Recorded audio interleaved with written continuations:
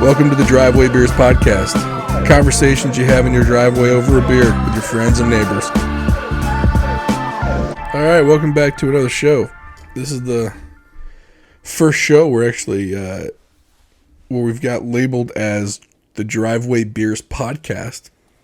Now you'll notice we labeled this episode number 65. So a long time ago, I'm going to tell you a story.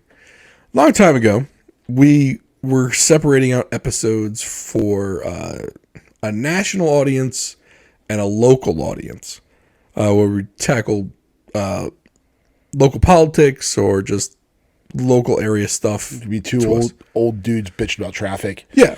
And the reason was that if you were a fan of the more broader content, you'd be like, oh, they're just talking about local stuff. I'm going to skip that one. Right. Not that we wanted you to skip any of our shows, but we wanted to give you the option in case, it just didn't interest you. You could just move, like, okay, that's what it is. And also vice versa. People that were only interested in the local stuff could come in, and I only want to hear the local stuff because there really aren't a whole lot of local podcasts going on. And then we realized that people that listen to the local shows weren't always local. And then people that were listening to national shows were also local. So we decided that it was kind of pointless to separate out the numbering for the episodes. So we had 5 local episodes. Our last episode was number 59. So this is episode number 65. If you add in, so if you do 59 plus 5, that's 64. This is number 65. Mm-hmm. So for us, we're numbering this one Driveway Beers Podcast episode 65. Just in case you're wondering, you didn't miss 5 episodes. Just made a bonehead move when we were numbering episodes back then, and didn't really indicate how many shows we've actually done. So this is episode number 65. Been putting them out mostly for one a week. Although I think in the beginning we did one every 2 weeks? I think so. I think we did that for a month? Yeah, I think we did every 2 weeks. And then it was going to be one broad, one local, and alternate. Right. And then we just got into the groove like, hey, we actually have enough to talk about to do one a week. So. Yep. And so we've been putting out one a week for, I'd say, over a year now.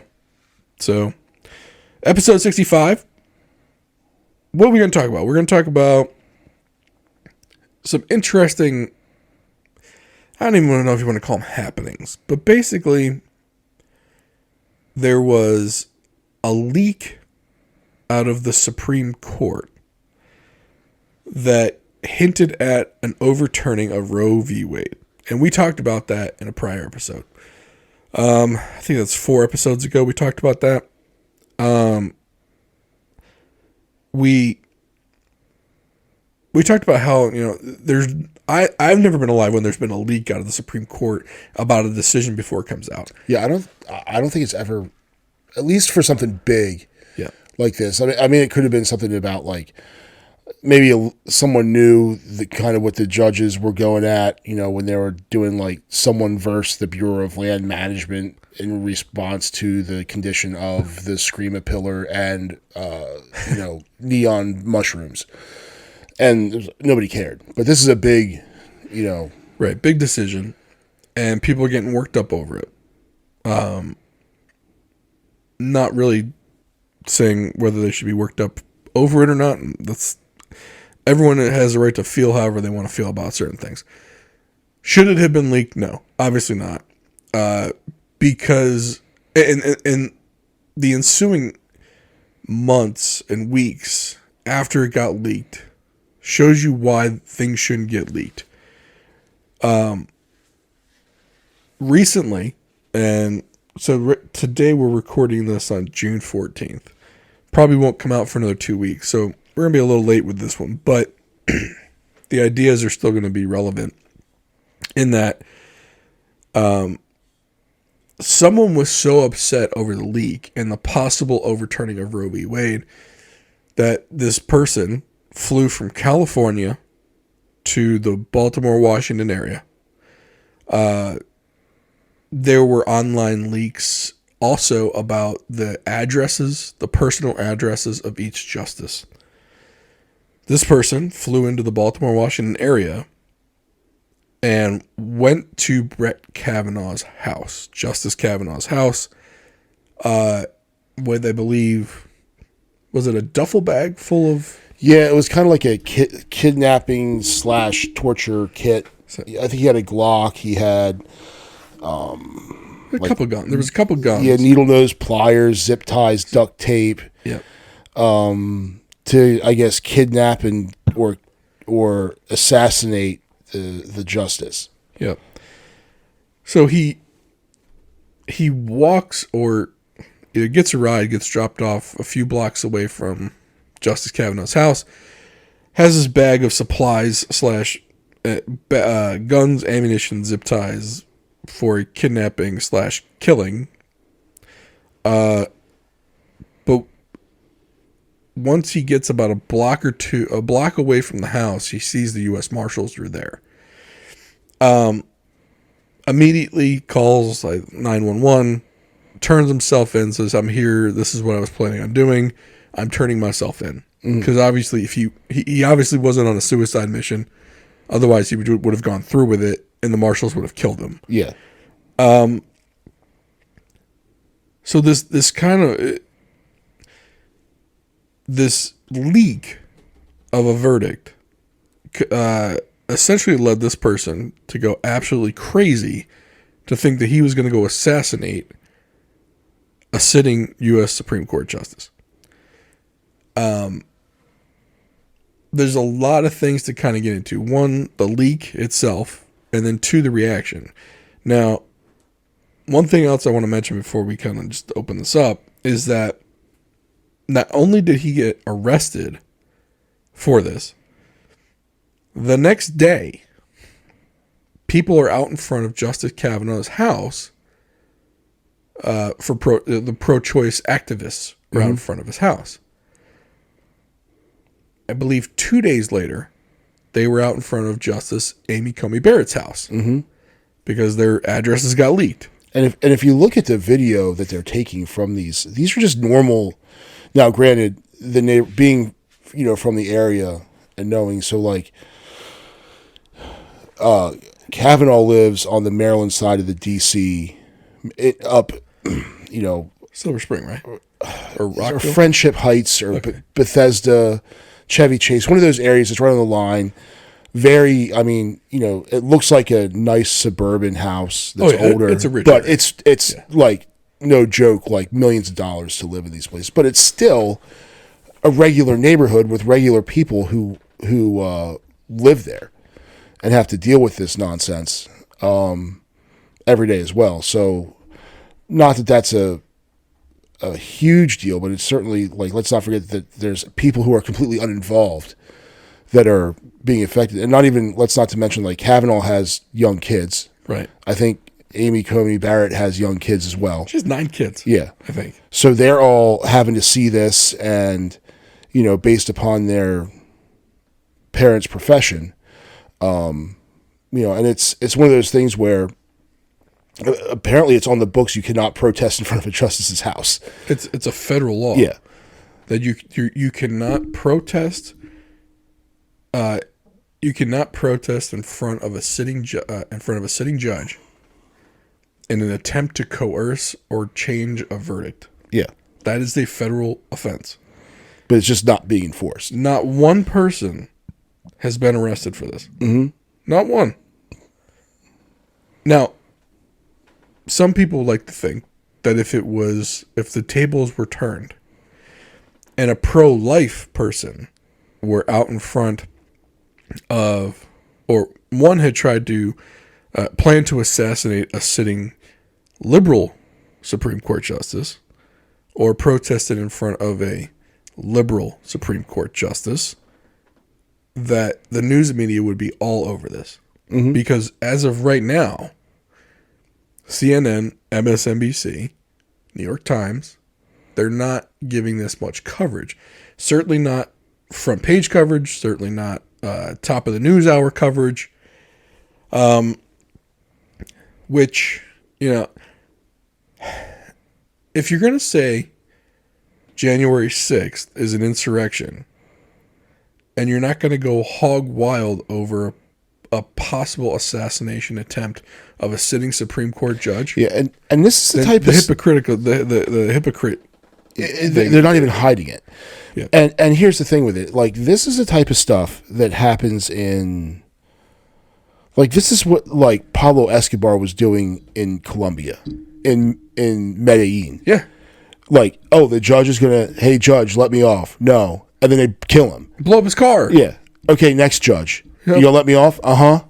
So, like, that's the type of stuff that's going on. But it's receiving zero coverage. And meanwhile, they have the January 6th extravaganza that was on last week that just got crazy. Like, I mean, the commission, they hired an ABC News producer, the CEO of ABC, to come in and produce it. Yep.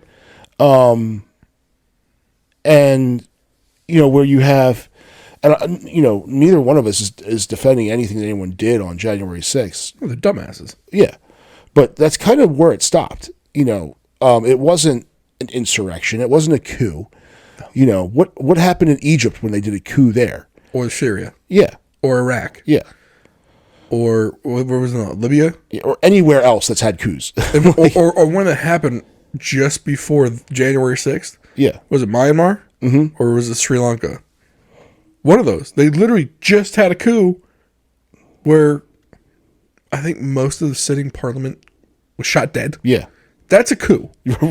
Right. If this is what we got, if these guys were the coup for us, well, these were, we sent like the C team. Right. We haven't been paying attention to the actual coups that we've created and funded this was all over the world. Yeah. This was dummies walking around thinking they were awesome. Yeah. Buffalo Man. Yeah. This is Bro Stanley. Yeah. Was going to go take the Capitol down. Right. But the thing is, like, and that's where, and the thing, if they're trying to maintain credibility in institutions, this sort of thing, at least in the media, those who are distrustful of the mainstream media, and it just further entrenches them. It's like, see, I told you. See, look at it right here. And then now you're bringing in institutions or your government is law enforcement institutions because they're selective. It's selective enforcement, right? Because and you want to say for a fact that if it were a liberal judge, say they're protesting outside of Sotomayor's house, so those people will all be in jail. Yep. Just like the January 6th Buffalo Man is still in jail for trespassing. I say that's what he's charged with, is trespassing. I wonder if he got his vegan meals. I don't know. Remember he asked to have vegan only meal. I think he got them. Yeah. I think he went on a hunger strike till he got his vegan only. Right. Right. There was a guy that was there that felt so that that he killed himself. There's actual real world consequences to these actions or inaction. But what you're doing, I don't know if it's by design or whether they're just so blinded by being in their own little echo chamber they don't realize it. But what they're doing is when regular people are kind of sitting there looking at this, they kind of think, it's not even hidden. No. It's very obvious that it's that if you subscribe to one ideology, you're treated a certain way. And if you subscribe to another ideology, you're treated a completely different way. Well, it's kind of like, for example, so you got January 6th televised, right?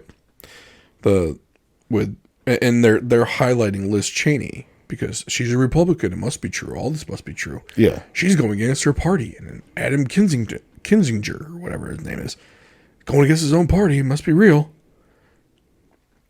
Well, why know what else they propped up and produced? The Mueller reports. Mm-hmm. And the Mueller and the Mueller testifying. Robert Mueller was testifying.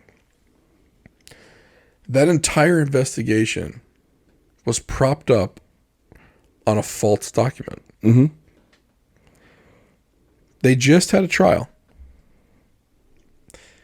the evidence was quite overwhelming about the lies that were in that Steele dossier, which is what the Mueller report solely used to write their report. Oddly enough, the person who they had dead to rights was found not guilty. That Sussman? Yep. And anyone want just please Google it or maybe use DuckDuckGo to search for Sussman trial. And just read through it, because the stuff that came out about how the entire Steele dossier was used to prove that Trump colluded with Russia was completely fabricated. And the person who wrote it was paid by Hillary Clinton to create it. And, you know, who's going to turn down that kind of money? Yeah. If she's paying to see Trump collusion, well, I'm going to create Trump collusion. He literally fabricated it out of thin air. Not one part of it was true. And they proved that in the Sussman case. Now, whether he was guilty or not, it's kind of irrelevant at this point, because the facts of that report being, or that dossier thing being completely fabricated, that came out in trial. Yeah. Came out in discovery and all this fun stuff. So that's part of the bias there. And now you've got Elon Musk buying Twitter. One of the things that really isn't being talked about there is the deal is currently on hold because Twitter didn't hand over the proof that less than 5% of Twitter users are not bots. Right. They can't prove it. They couldn't prove so, or they can prove it. They know that they are bots. Well, so he literally just got the information. He got all of his data yesterday. The reason why they gave it to him was because Ken Paxton, the state's attorney, or is that what they call him? The what's the attorney? The district, not the district attorney. For what level of government? State. So some states call an attorney general. Some attorney general. That's what it. Yeah. Whatever Peter Frosch is in Maryland. Yeah. He sued Twitter for the same information, so they were going to have to give it up anyway. So they were slow rolling Musk to try and say he was backing out of the deal, and he was going to back out and say, well, you didn't give me the data. Yeah. So now they had to turn it over. So we're going to find out how many of Twitter's users were bots. And why is that important? Because if he finds out that a lot of the interaction on Twitter are from these bot accounts, and the bot accounts are 20 to 25% of the daily users on that thing, then all of Twitter's credibility goes down. Oh, yeah. And probably their value goes down with it. Oh, I'm sure. And he could renegotiate the price. Yeah. But Twitter, and I believe it was 3 years ago, Tim Pool on Joe Rogan's podcast called out Jack Dorsey and their lead lawyer, who's still the lead lawyer there, saying how there was data pulled to show that Twitter's bias is against conservatives, meaning their tweets were flagged more often for less reasoning, and accounts were banned more often if they were conservative than if they met the same criteria and were progressive. For example, inciting violence. Yeah. Like if a conservative incited violence according to Twitter policy, they were banned or the tweet was removed or suspended or whatever. However, if someone in the liberal arena advocated for violence, then they were not. The tweet wasn't flagged, the account wasn't banned, and it wasn't suspended. And he had all the data, and he confronted Jack Dorsey about it on Rogan's podcast.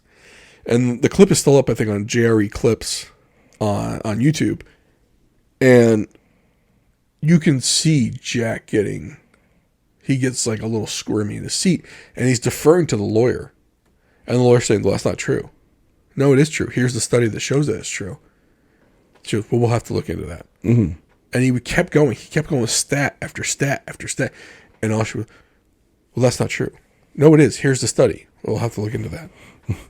Like, both of them were and Joe didn't say a word. Mm-hmm. He's just letting Tim go. Yeah. And it was funny when people are confronted with their own bias, how uncomfortable they get when they're in the room. Yeah. When they're confronted in person. Well, yeah, and it's also one of those things where they can go and tell everyone who supports them and who they are on the same side of, oh yeah, we're not doing it. Oh no, you're not doing it. You're not doing it. And then they can be in a little echo chamber and be happy. They're surrounded by it's like being surrounded by a bunch of yes men. Well, then all of a sudden it's when they're actually faced with it and it's not a friendly room, then all of a sudden, they say shit got real. And what do they keep saying? The emperor has no clothes. Mm-hmm. It's kind of that same thing where, yeah, emperors walk around naked, but all of his friends are there and they're not going to say anything to him. But he goes in an unfriendly room. It's like, hey, dude, look at you, idiot. So the thing is, like, they keep now. If you think like now they're doing like this is all kind of out in the open, or it can be seen because there's other mediums and there's other methods by which you can get information, and you have commentators that it's not strictly the people that sit behind the desk on the nightly news.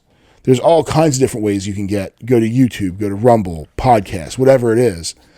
They'll go and call these people out. Prior to that, is this just normal business? We're just seeing it now? Well, especially, I mean, now you're getting YouTube, and I don't know if they're new, if you want to call them news podcasters or news readers. I mean, there are literally people on YouTube who just read the news. Mm-hmm. It reminds me of that movie with Tom Hanks. I think it was called News of the World. And it was basically, it was a movie about, Tom Hanks, and he would go from town to town and he would read the newspaper, because back in the day, that's what they did. Not everyone could read. Not everyone got a newspaper. Yeah. Especially out in like the farthest reaches of states or counties or whatever. So people would come to town and people would pay them like a nickel to read the news. So some of these YouTubers that are out there and they've got these podcasts that lean a little political, or like a Tim Pool, a Steven Crowder on the right, Ben Shapiro on the right, Jimmy Dore on the left. Bill Maher even puts his show on YouTube. Yeah, he puts clips of his real time show on YouTube, where it's possible he gets more views on YouTube than he does on HBO. Oh yeah. Tim Pool, one show of his can get 500,000 views. Yeah. Brian Stelter on CNN on live TV gets maybe 600,000 views. Yeah. And that's legacy media. That's the mainstream media. Mm-hmm. MSNBC gets less. Yep. Fox News, for some reason, and probably because their demographic skews older, they're still getting, in prime time, they still get about 1 million views per show. Yeah. But even 1 million views per show, I mean, some of these big YouTubers or podcasts and YouTube, like basically, if you have a podcast, you put it on YouTube. We have a podcast, we put it on YouTube. Yeah. It's just another avenue for people to listen on. But people, like some of these guys and gals, they're getting 600,000 to 1 million views on a YouTube show. Mm-hmm. So and there was a debate whether what's mainstream media now. Well, the difference is, and I forgot where I heard this, and I'm too lazy to go look it up. Basically, I guess conservatives are more distrustful of the media they consume, and therefore I believe they consume an average of 6 different sources of media. Mm-hmm. Liberals are more likely to believe a singular news source and only search out, I believe, 2 to 3 sources of news. Yeah. If that. So if CNN says it and it's a liberal audience, there's a chance that they're not going to go fact check CNN to go see if what they just heard was true. Mm-hmm.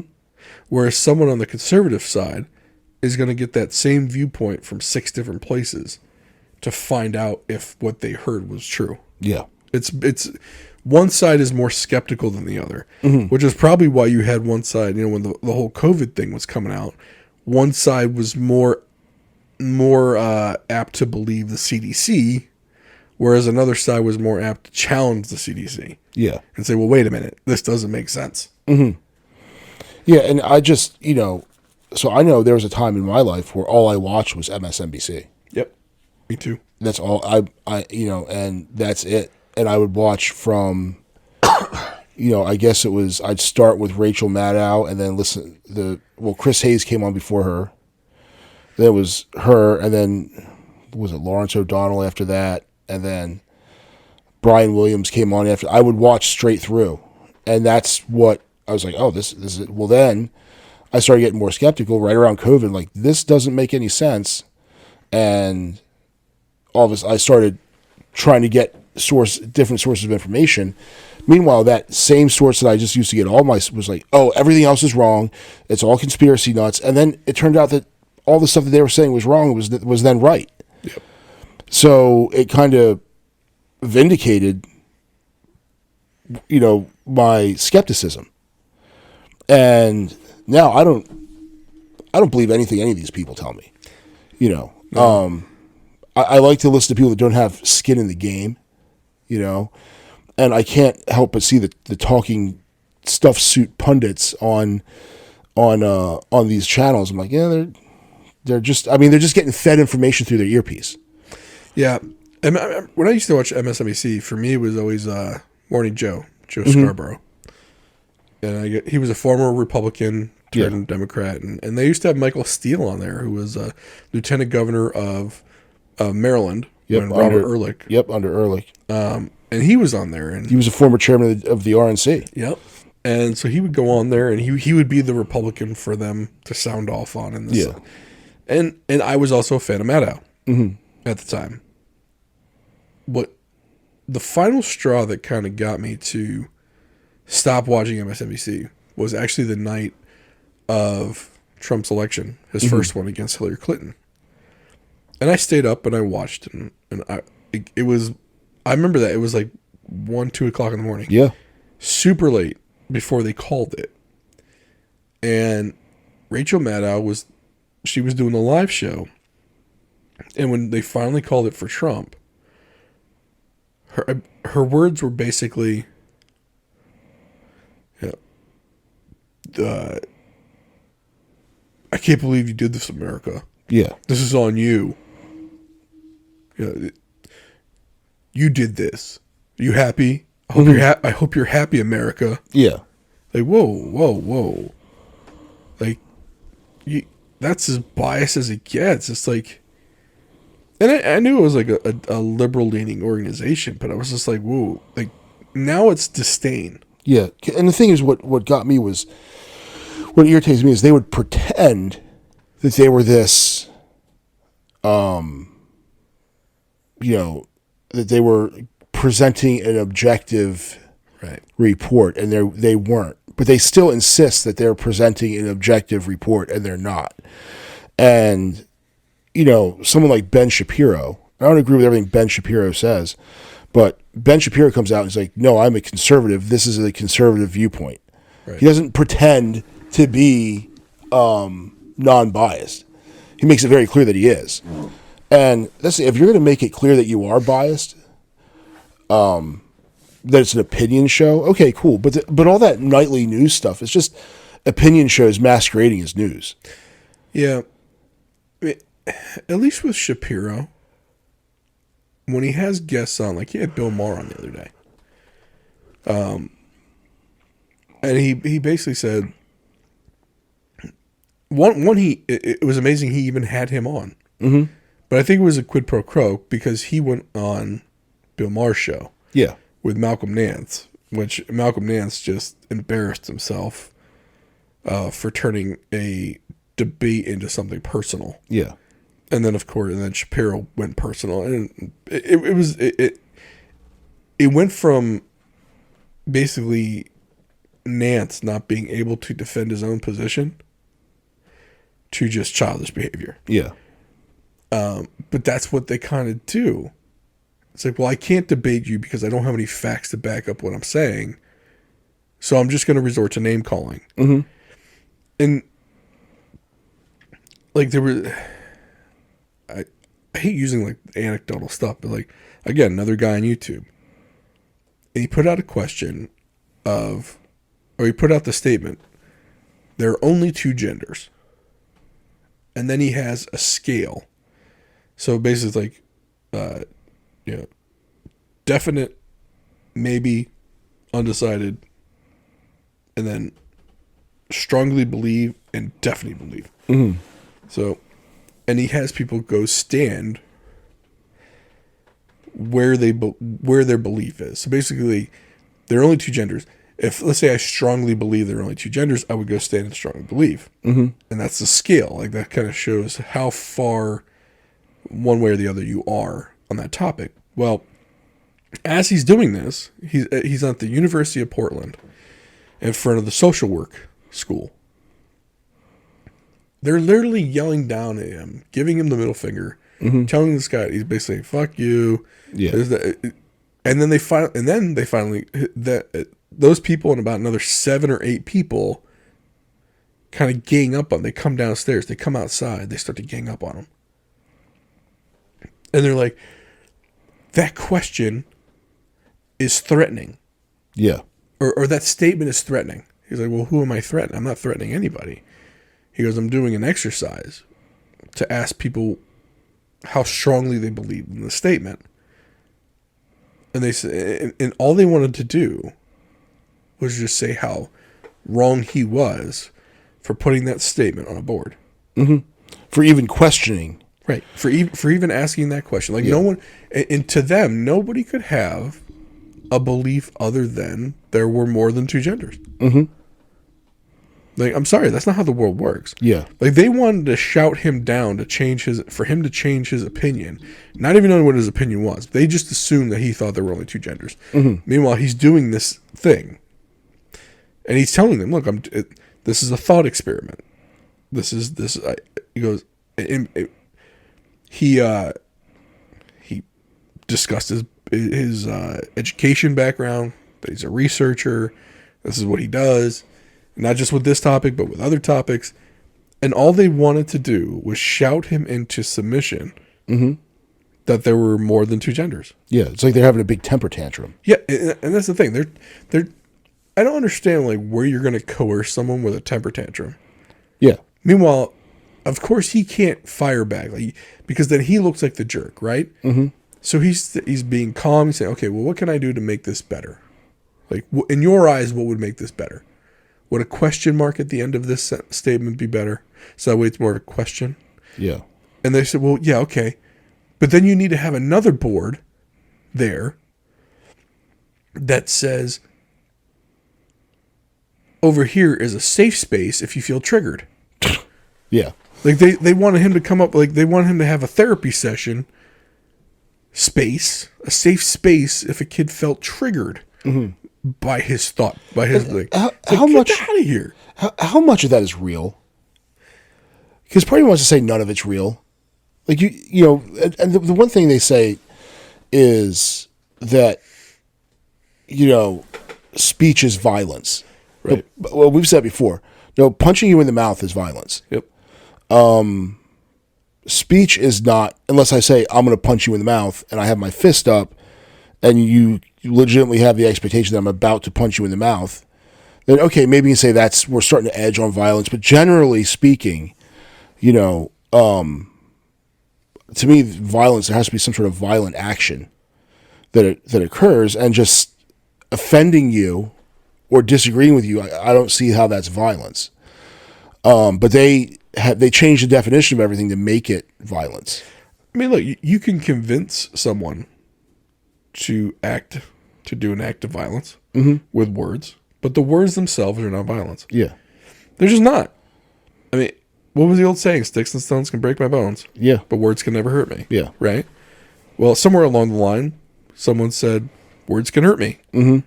And now everyone has to conform to that. Yeah. The other thing, look, not everyone is going to be nice. I'm sorry, there are mean people out there in this world. But these people that think that nobody can say anything because it'll put them in a bad mental state and they'll need a safe space. It's like, That's not how the real world works. You might have some suckers on that college campus of yours that will kowtow to you because your mommy and daddy are paying $30,000 to $50,000 of tuition. You want to know why? Because he's a salesman. He needs that money. Yeah. But once you leave there and you now need money from an employer, yeah, good luck. Mm-hmm. Now, with that being said, Netflix had that issue, and they kowtowed for a little bit. Yeah. Until they didn't. Yeah, the best way to make them stop is to ignore them. Well, those Netflix workers got a real rude awakening because a lot of them got fired, and a lot of them got and it was over. Because they renewed. They doubled down on Dave Chappelle. Mm-hmm. Not only did they not remove his content that was already there, they doubled down and paid him more. Yeah. For more production of content. Yep. And basically said, we're hitching our wagon to this guy.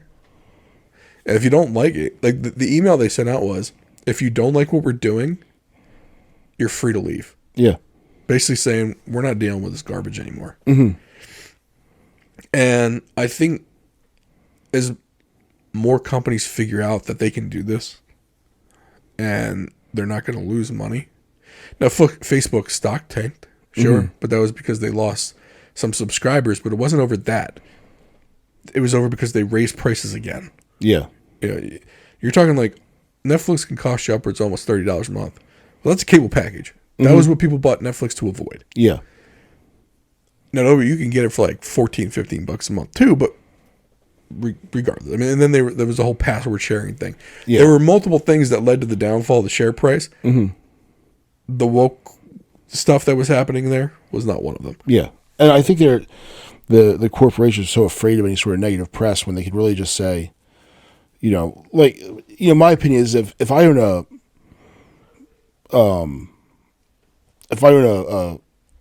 company and I pay you to assemble widgets. And if I pay someone else to be in charge of you assembling widgets and somebody else to design widgets, that's what you do. Right. Whatever your feelings are about XYZ, I don't really care. Now, say, some vilified group wants to, some group that they disagree with wants to buy a bunch of widgets and I sell them to them, and then my staffers get all pissed off. Well, I'm not paying you to be pissed. Assemble widgets. That's what you do. When did we get into this world where my politics have to align with my employers? Yeah. When did that happen? Yeah. Because I guarantee you that before 10 years ago, nobody was thinking, hey, before I take this job offer, where do you stand on the trans community? Yeah. No, not one person has ever asked that question 10 years ago. Yeah. Now, kids out of school might be doing that now.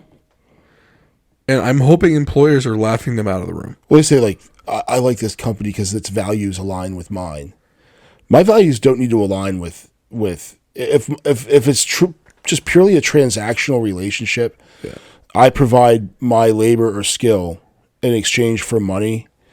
Now, granted, there are some companies, like say you lived here in, it was 1941 and you worked at the Messerschmitt factory if there was one in Indiana, okay, maybe you don't want to work for the Messerschmitt factory, right? But they'd probably get kicked out or seized by the government or whatever anyway. So I can get that sort of extreme stuff, but that's not what we're talking about here. We're just talking about, people not being, but consumers do it too. Well, yeah. My mother she was pretty much a socialist, and she didn't like Sam's Club because of the way the Walmart donated money politically. Right. Walmart donates money to both parties anyway. Yep. She liked Costco because they were more in line with her political values. Now, I think Costco is superior. We've been over this but I don't care about their politics. Care about the hot dogs. Right. And yeah, $1.50 for a hot dog and a Coke, best lunch in town. Yep. But I go to Sam's Club because it's closer. Right. Now, if there's a Costco, I'd be in Costco. In fact, I'm thinking about edging over to Costco just regardless. I'll tell you, that Glen Burnie one isn't that far away. Yeah. So I'll go there, but the thing is, like, I'm not doing it because of politics. I'm doing it out of convenience. Right. I don't go to Sam's Club because I find that, because really, Walmart doesn't give two shits about my politics. Right. You know what Walmart cares about? My money. That's what they care about. I care that I show up and I do work. And Costco pretty much cares about your money. Now, I can say that, there are people that go to Costco and they work there and they love it, and they, so maybe they treat their employees better. They do. Which, okay, that's something that maybe I could get down with. If you're a staunch union guy and you know that Toyota's making trucks in Tennessee and those people aren't UAW, but Ford is making them in Detroit and they're UAW, and you want to support the union, people have been doing that forever. But to come to the point where they're employees, like if you're some dude in Tennessee, like, I don't want to work for Toyota because they're not union. Well, there's nowhere else to work, dude. Right. So where else do you want to work? Like, well, yeah, it's like the like if I was Muslim and I was in a rural area and the only place I could get a job was Hobby Lobby, which is notoriously Christian. Yeah. Well, I don't need them to align with my religious beliefs. I just need a job and I need a paycheck. Yeah, but the thing is, Hobby Lobby is not going to make your employment there uncomfortable because you're Muslim. We don't know that. Yeah. Maybe they do. Like, who knows? Maybe like Chick-fil-A. I mean, if you're not Christian, do they make you uncomfortable? I don't know. I have no idea. Yeah. But if that's where my paycheck has to come from, then that's where my paycheck has to come from. Yeah. Now, if I have options, sure. Do I have the leeway to maybe go look for another company that aligns with my beliefs? Possibly. Yeah. Sure. But, like I said, maybe things are different now, and different companies do different things. But I've never been in a job interview where they've asked me about my religious or political beliefs, and I don't think they're allowed. I don't think they're allowed to. Yeah. So what if you take the job? Now do you take the job? Now do you have a right to go pitch a fit because, like, they don't like, or you don't like what they said? Yeah. Like I used to work for a university that would take government money and use it to fight diseases overseas. Mm-hmm. Okay. Sounds great, right? Well, part of that money went to go grease the palms of some governments that aren't that great. Yeah. But it was part of doing business in order to get something greater done. Yeah. Right? Now, did I agree with some of these things? No. Is it illegal? No. But if I wanted to keep that job, I had to keep approving those expenses. Mm-hmm. I wasn't going to pitch a fit because I didn't think that some guy in Mumbai deserved a payoff or not. Yeah. My opinion didn't matter. Right. It doesn't matter what. And if you didn't do it, they were going to find somebody else that would. Correct. And, I never once thought that. I didn't even. The thought never crossed my mind to even write like a strongly worded email to somebody. Like, this person needs to know how I feel. Right.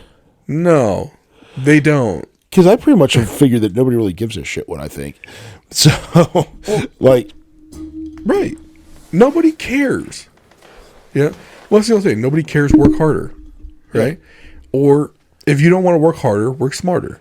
Mm-hmm. Or if you don't want to do that, the thing is, in this country, you have the right to go to work for whoever you want, as long as you can get the job. Yeah. As long as they hire you. Or not work. Mm-hmm. Or do whatever. Yeah. But if you take a job and you find out that their beliefs don't align with yours, you then don't go pitch a fit and try and get them to change. Yeah. Life doesn't work that way. Like my 10-year-old is in the car and she was saying how something wasn't fair.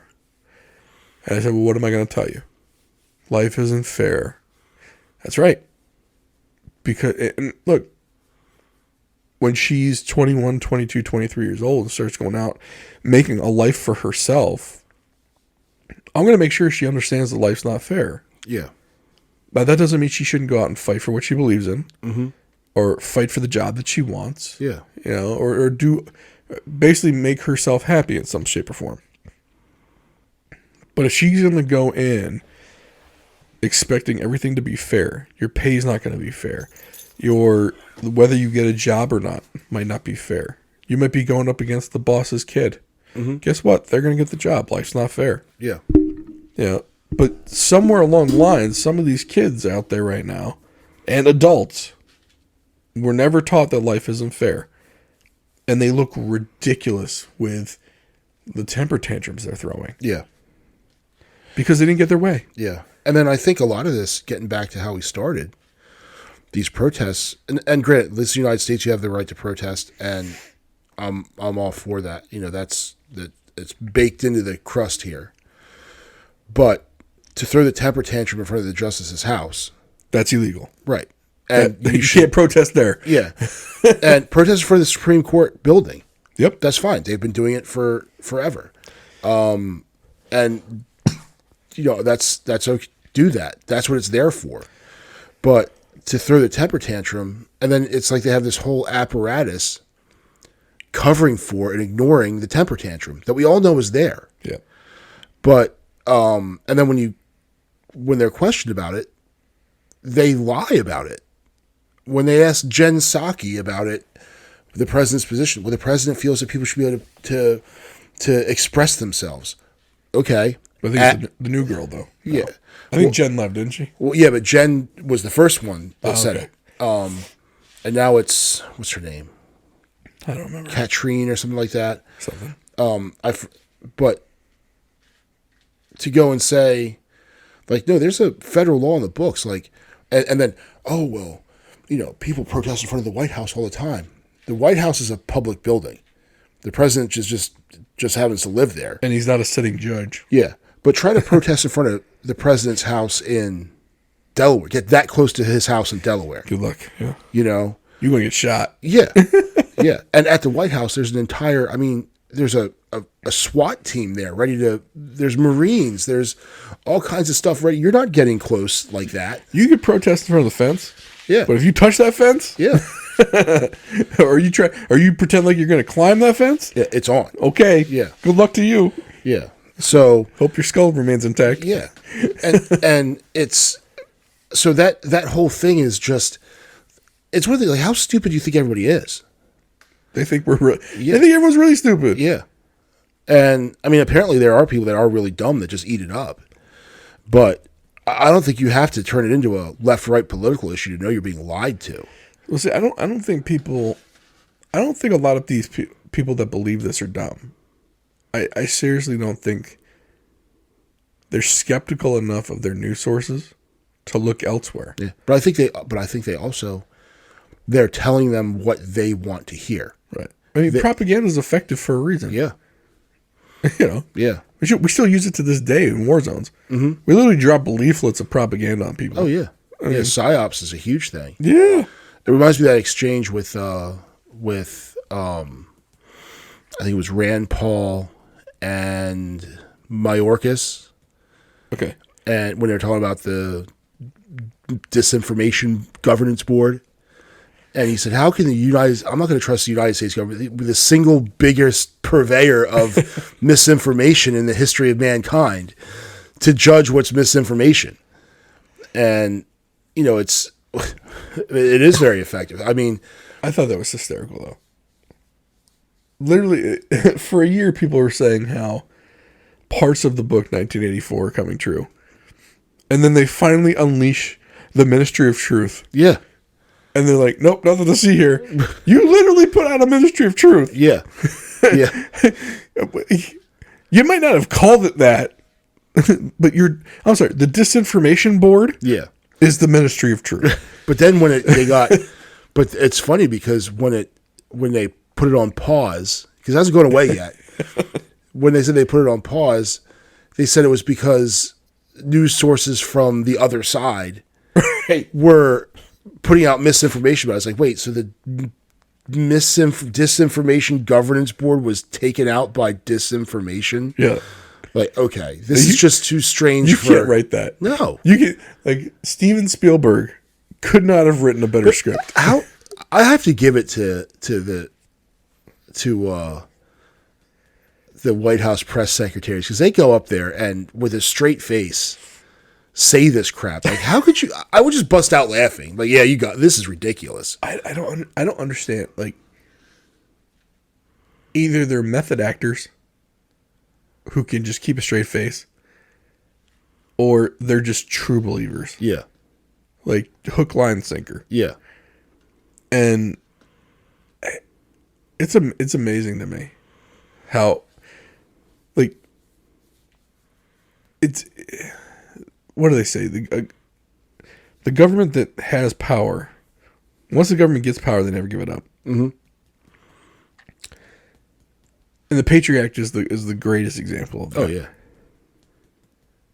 But then they were like, well, why don't you trust the government? Because when have we ever been able to? Right. You know, when have we ever been told the truth other than when we didn't question things? Yeah. Then all of a sudden the internet age comes along.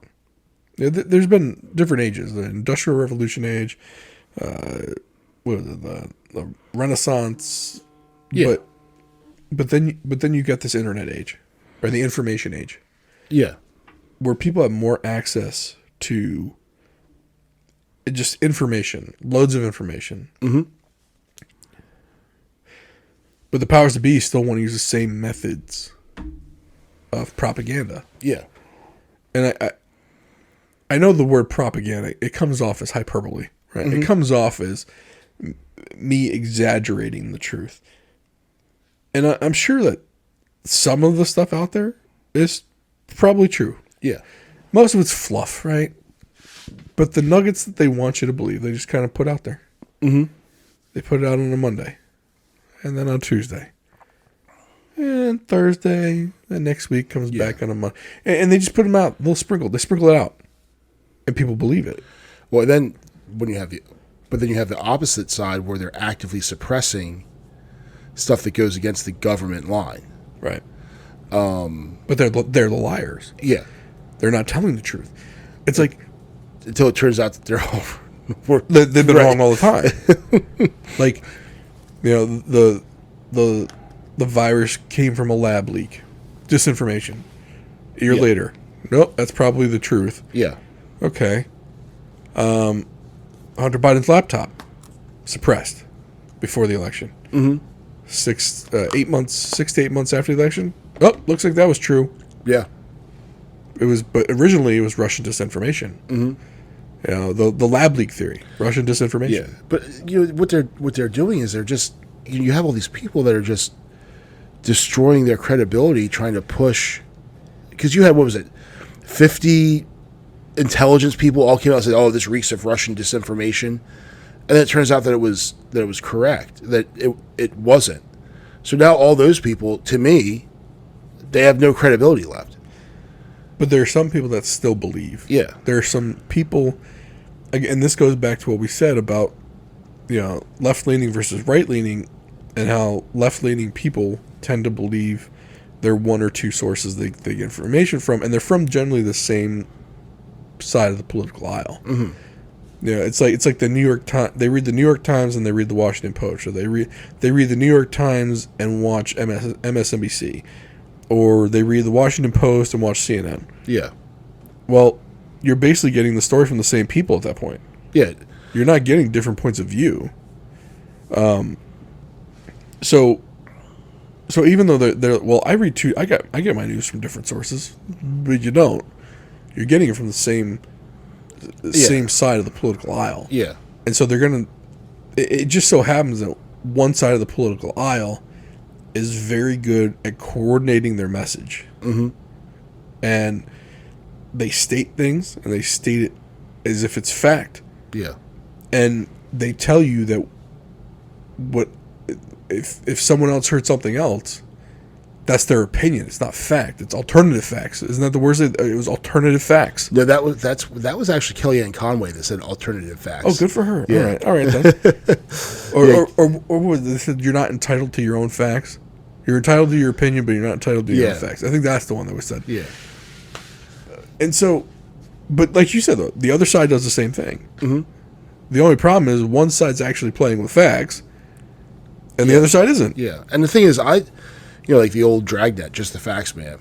Like, and that's kind of what, that's what the public deserves, to formulate its own, people to be able to formulate their own opinion, rather than saying, hey, we're the capstone, we're the paper of record, we're the legacy media, you believe what we say. I mean, what's it, Mika Brzezinski on Morning Joe? She came out and said, that's the truth is supposed to come from us. That's our job. Well, people are really bad at it. Right. Super bad at it. But what it's supposed to be the fourth estate in the country to keep power in check, and it's not. Right. And that's the scary. They do a pretty good job of it when someone they don't like is in office. Oh, sure. And it's almost one of those things where I almost think you owe it to yourself to listen to, like, when your guy is in power, to listen to the other side that hates him, because you're going to at least get some negative stuff, which is probably overblown, but it's probably going to exist. Like, you're not going to get anything negative stuff from listening to the other side. Right. So when Trump was in office, Hannity it was a virtual fellatio on his show. Right. So you're not going to get anything objective out of that. But now that this guy, you're not going to get anything out of your MSNBCs and CNNs from about Biden. Well, I mean, you still have one side that's still wondering how Trump won. Mm-hmm. And how he got 74 million votes the second time around. Yeah. And what they don't understand is that people voted for not them. Yeah. People just didn't want what you were putting out there. Yeah. And it just so happened to be this bombastic individual who they might not have liked and might have held their nose when they voted for him. Mm-hmm. But it wasn't you. Yeah. Plain and simple. Yeah. They were tired of the lies. Yeah. And they were tired of the wars. Mm-hmm. They were tired. I mean, he's still to this day the only president. Well, I don't know if to this day. I don't think Jimmy Carter did either, but the only president in recent history who didn't add wars. Yeah. And everyone's like, well, what about Syria? What about Syria? We were already in Syria. Yeah, we're already there. Yeah. We were already there. And he was actively trying to get us out. Mm-hmm. And believe it or not, I mean, that hit home for people on the left and the right. Yeah. There are some people on the left that seeing what the current administration is doing, you might get some hardcore progressives that may not vote Democrat next time around. Yeah. Just because the people that are supposedly progressives aren't doing progressive things. They're doing what looks like it's progressive, like with the whole trans issues. And I mean, I was talking to some gay coworkers of mine, and I asked them, I was like, and I've worked with them for 10 years, 15 years almost. I was like, what do you think of all this, like, trans stuff and trans athletes and whatnot? He goes, look, man, I don't know one way or another whether I agree with it or not. He goes, but I feel like it's been made a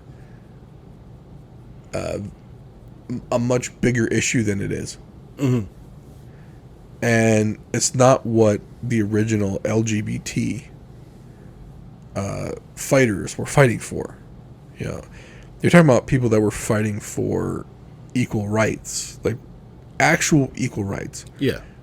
Like being able to see your loved one in the hospital when the hospital had a policy of family only. Yeah. But because you weren't married with that piece of paper and certificate, you couldn't go in there. Mm-hmm. You couldn't go, like, when they were dying, you weren't able to go in because you weren't immediate family. Yeah. Now, those are rights. Like, those are, and that's what they were fighting for. Fighting to participate in sports after your gender surgery or your gender hormones or you're transitioning, whatever that entailed, was not what we fought for. Right. So I think there's a very vocal minority on a lot of these so-called new progressive issues. Mm-hmm. The ones that are out there, like the critical race theory stuff.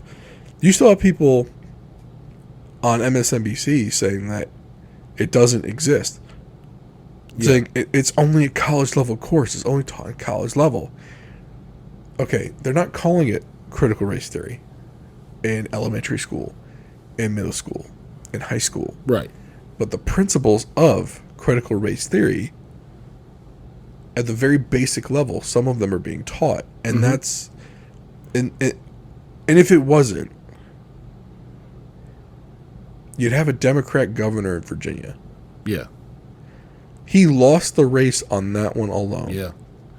And, it's like if I... But they just deny it. Yeah. They're denying that things are happening in front of people's eyes. Yeah. It's like, you're wearing a green shirt. No, it's black shirt. It's a black shirt? This isn't a green shirt, it's black. Oh my God. No, it's green. I swear, it's green. Nope, black shirt. But it's green.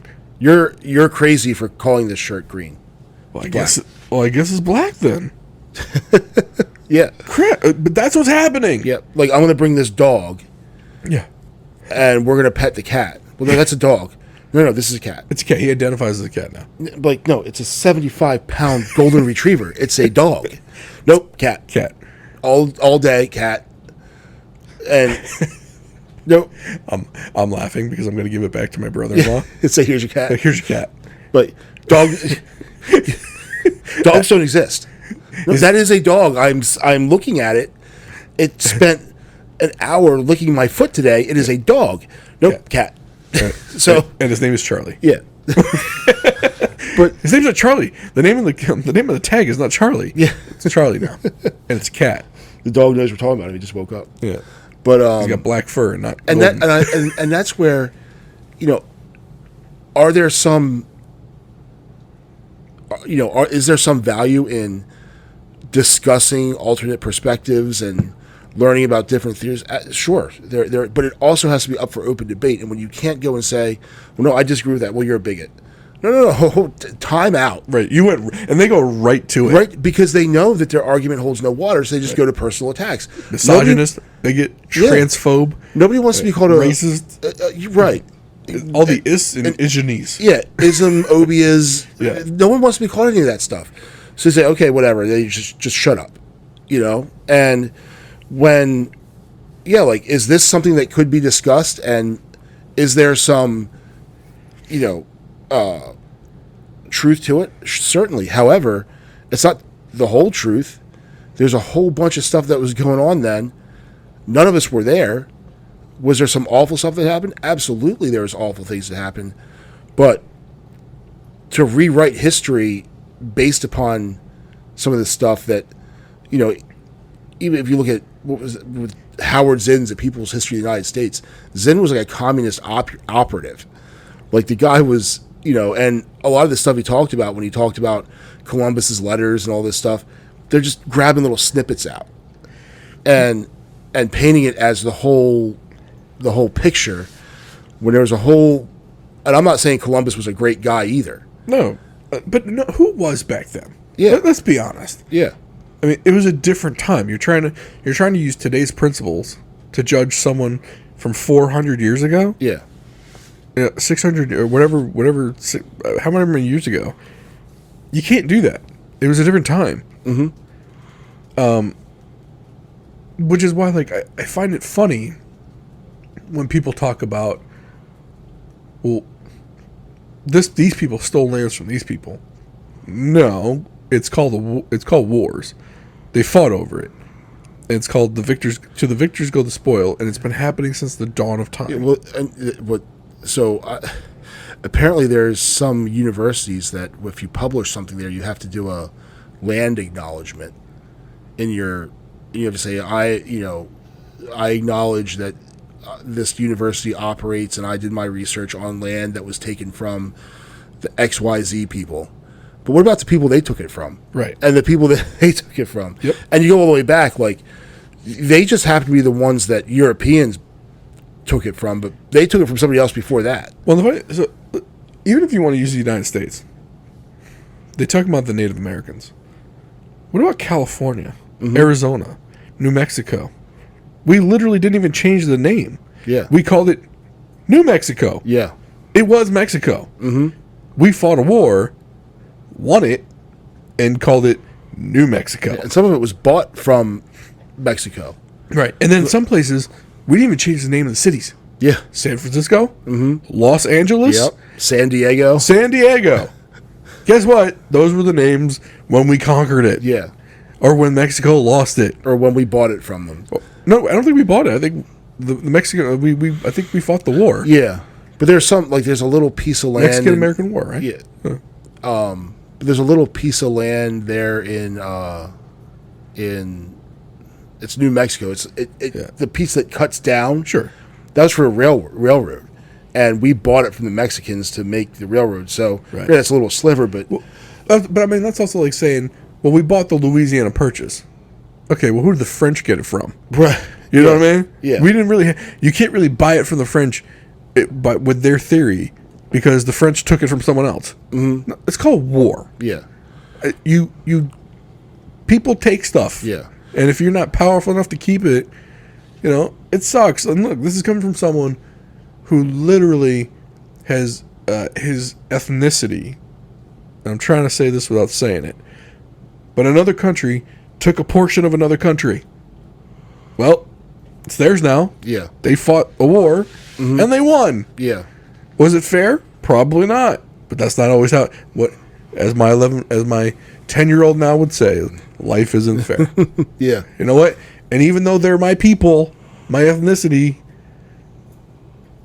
I don't see it as it's their rightful land. Yeah.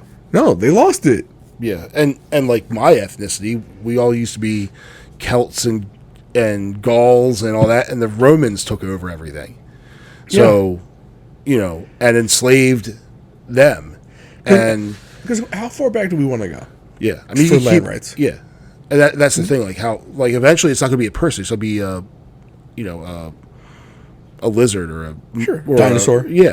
Dinosaur died here. Right. It's his. A wild boar. Well, you killed that. You have to acknowledge that. It just doesn't. And again, a lot of that's just virtue signaling. So, I'm not even sure how we got here. It meandered. It did. But it's a good meander though for the first episode of the Driveway Beers podcast. I guess the original topic was the protesters in front of Justice Kavanaugh's house, and not applying the laws that we have in the books to put those people in jail because it is illegal. And I would say the same thing if they were protesting in front of Justice Sotomayor's house. You can't protest in front of someone's house in order to sway an election or sway a verdict in a case. And I actually don't think the intent to sway the verdict is even part of that law. I don't think you're allowed to protest in front of a sitting judge's house, because it could sway a verdict one way or the other. But we hope you enjoyed this show. Please like, subscribe, comment, share wherever you can. Please share. The Driveway Beers Podcast, drivewaybeerspodcast.com, Driveway Beers Podcast on Facebook and Instagram. It's going to be Driveway Beers Podcast on YouTube and on Rumble. The website, drivewaybeerspodcast.com, is the new website. The old one will still be up for a little while, but drivewaybeerspodcast.com. is the new website. And we will see you next time.